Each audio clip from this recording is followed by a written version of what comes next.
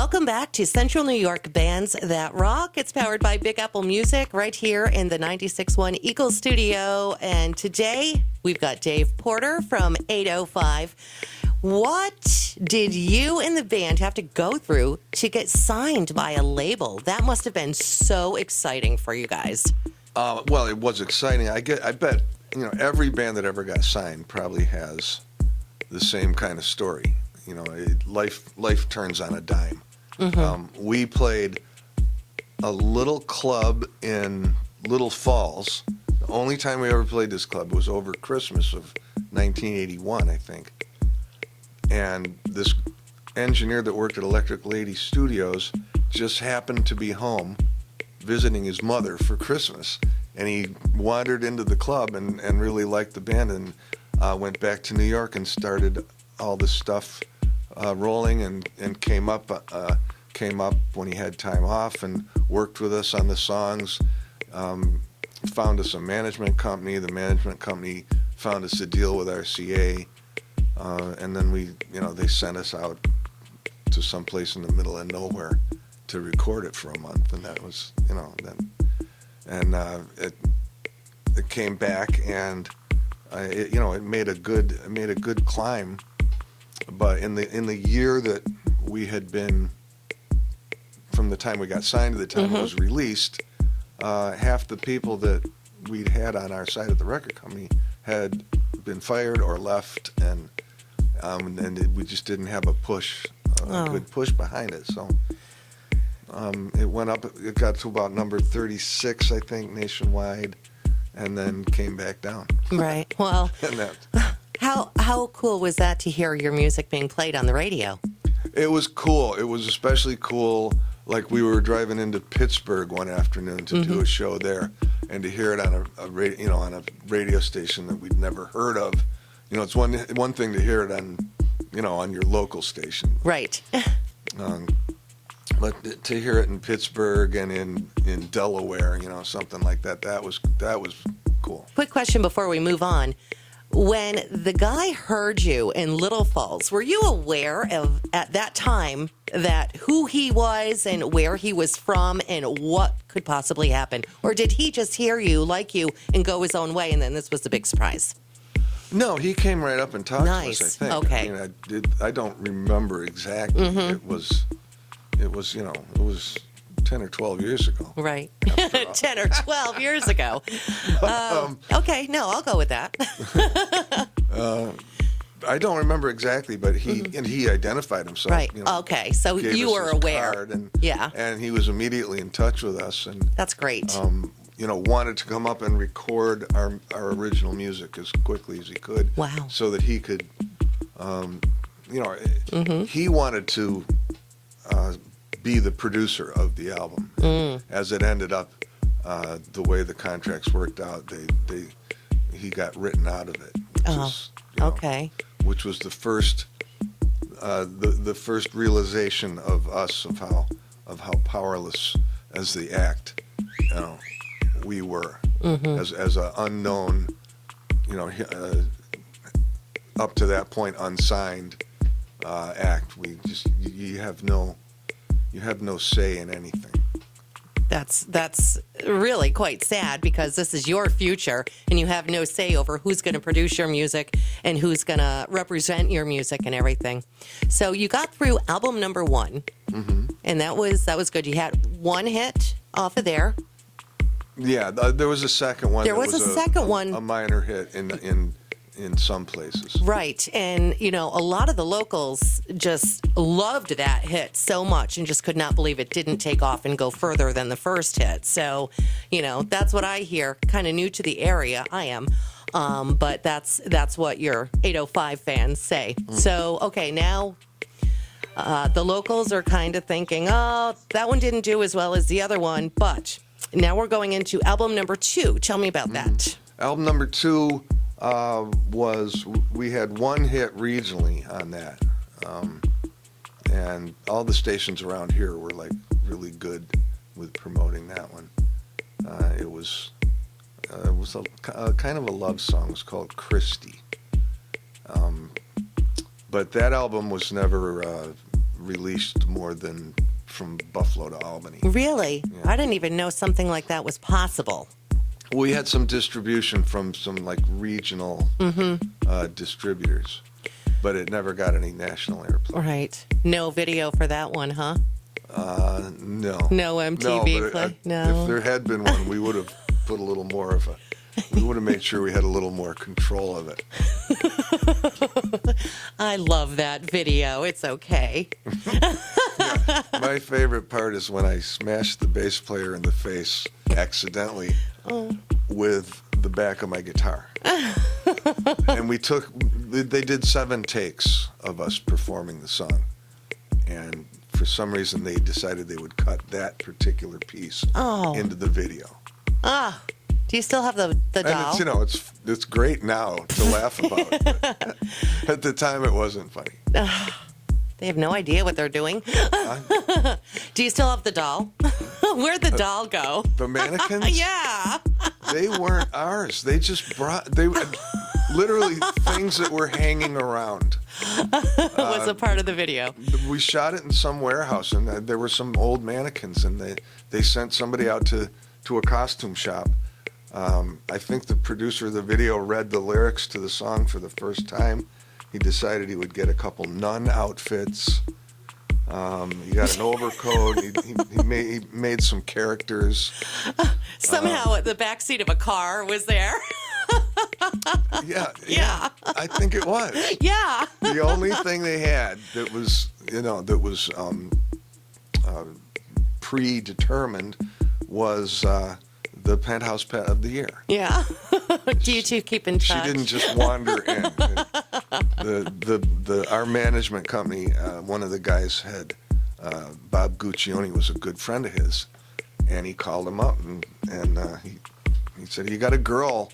We're doing a video. We need a girl, a pretty girl for this part." And he said, "Well, I just so happens that the Pet of the Year is right here. I'll send her down." And so they did. That was funny. She went on to have a stellar career.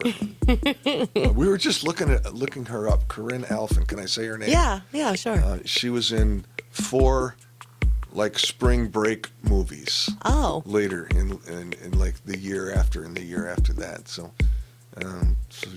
she went on and did very well. Okay, so now. Are things still going in album 2? Things still going good with the band? Everything's going good? Well, it was a little frustrating because we had retooled, to do touring supporting the album and to do all originals. And then when the album went up and, went back down, all of a sudden in mid-1983, we're doing all originals at the same clubs that we were famous for doing Genesis and Steely Dan and Pink Floyd and Peter Gabriel. And, so we had to kind of go back to integrating all that stuff in with the originals. So at that point, I think it got a little, a little depressing. Oh. So you did get a 3rd album in there? In 1988, yes, we had a couple new members, and we wrote and produced ourselves a 3rd album. Which for some reason is my favorite. Is it? Okay. I don't know why. So we're going to hear one of your original tunes off that album. It's called "What About Us." Anything you want to add to that? Well, the album isn't available anymore. I think only the first album is available, like on iTunes and Amazon. And I actually have somebody working on sending the other 2 up to those places because I do get people that want ask it. Yes. about them. I think you should. Yeah. Whenever I post any of these songs from the 3rd album, like on Facebook or put them up onto YouTube, I always get really good responses from them. They were, good songs. So I'm probably gonna at some point, make some effort to getting them available. Yeah, you should. Yeah, the album was called The Edge of the World. Okay. Which wasn't a name of a song. It's actually one of the lines from this song that you're going to play. So here we go. It's What About Us? Central New York bands that rock, powered by Big Apple Music on 96.1 The Eagle.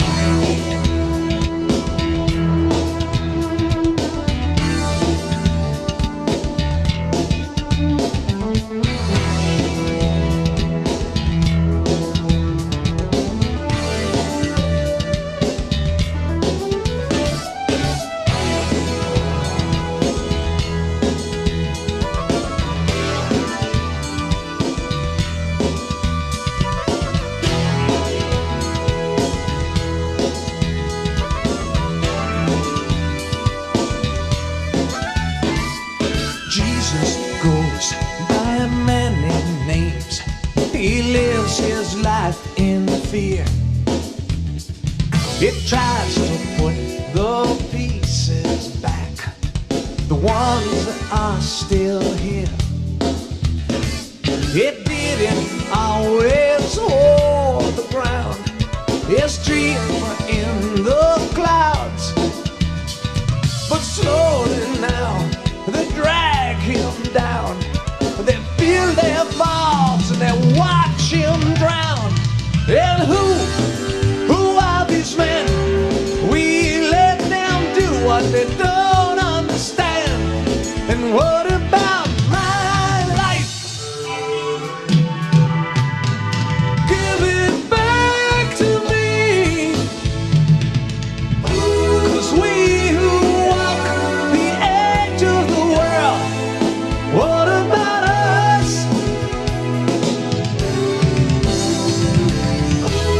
We who carry the weight of the world, what about us?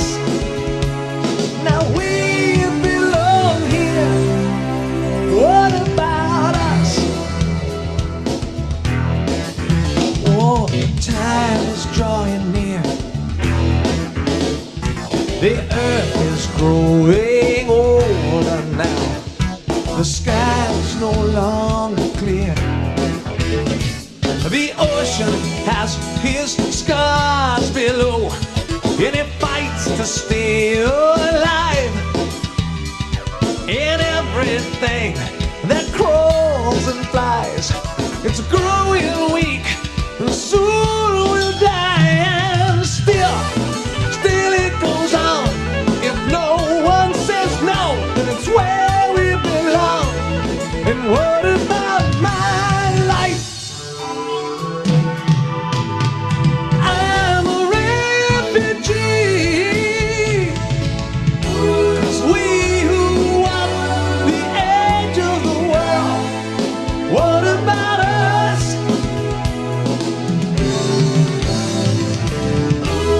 We who carry the weight of the world, what about us? Now